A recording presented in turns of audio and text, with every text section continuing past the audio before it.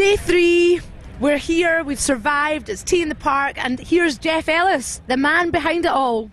Hi Beverley. Hi Geoff. Now listen, you've got your shades on today, but I believe that you also had them on the other day, but for very different reasons, not just because it's sunny. Well, it's to hide some black eyeliner that I had on. I dressed up as Jack Sparrow for Fancy Dress Friday, as you do. Took the outfit off, couldn't get the eye makeup off, and nobody had any eye makeup remover, so I had to endure it for the rest of the day. It's a nice look. I bet it set those beautiful baby blues off perfectly. Well, some might say, but I don't know. Okay, so this is this year, and then of course it continues because it doesn't stop. You never put your weary feet up. Tuesday is when the new tickets go on sale. Yeah, allow the campers, Monday to get home, get a bath, wash their clothes, and then tickets go on sale 10 a.m. Tuesday morning at this year's prices as well. Limited number, we expect them to sell out very quickly. That's right, you made that announcement just even before, seeing the party had happened. So very early bird. Why did you do it so early? Well, I think it's just, I think people are looking forward, have had such a great time that they're looking forward to going to next year's event and want to secure their tickets. And we really want them to feel as though they're the first people we're booking, they're the headline names that we're booking for next year. Forget the bands for a minute, it's the people that we want to come, and they're the first people we want to get announced for Tea in the Park. Excellent. Now, all good news. I just want to touch on some other stuff. I just wanted to keep it at the end here. There was a lot of talk about swine flu, all that kind of thing affecting the festival. I mean, there's something every year. How big a problem was it for you, or an issue? Well, there was a lot of talk about it for definite, but in reality, no, it's not a big issue because, I know of more people with other illnesses than swine flu. Obviously, the medical teams, plan for it, as they plan for any kind of contingency, and, by all accounts, there's a much worse strain of flu that hit us before Christmas, so, we've not been inundated with cases. We didn't expect to be, and I wouldn't be surprised if there was one or two by the end of the weekend that there had been, but there's not been any confirmed cases so far.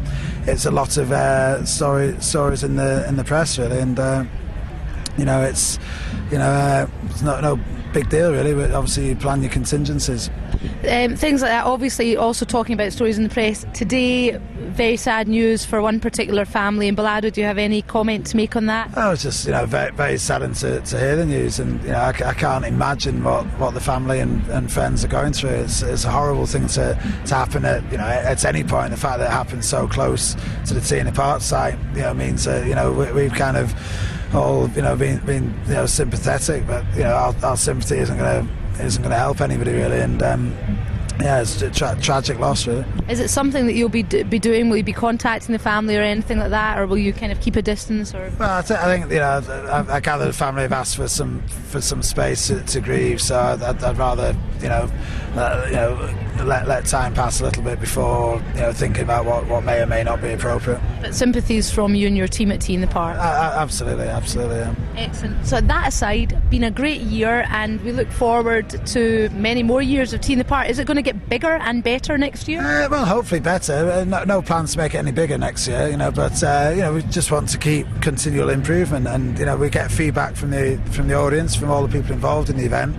Straight out, from Monday onwards, all the debriefs will be coming in, and we'll look at what we can improve, and we want to improve things. There's slightly too much litter on the site for my liking, so we want to make sure we don't let that happen again next year. So, but it's, if that's all you're concerned about, then that's kind of good. That's good. It's good to keep an eye on that though, just to make sure it's not too messy. Well, the little things are important, and the campsite, introducing all the teepees and the yurts and the pod pads have all been going down really well. Some people have actually come on the campsite and said, can we upgrade to a teepee, which is great, because their friends have had one or whatever.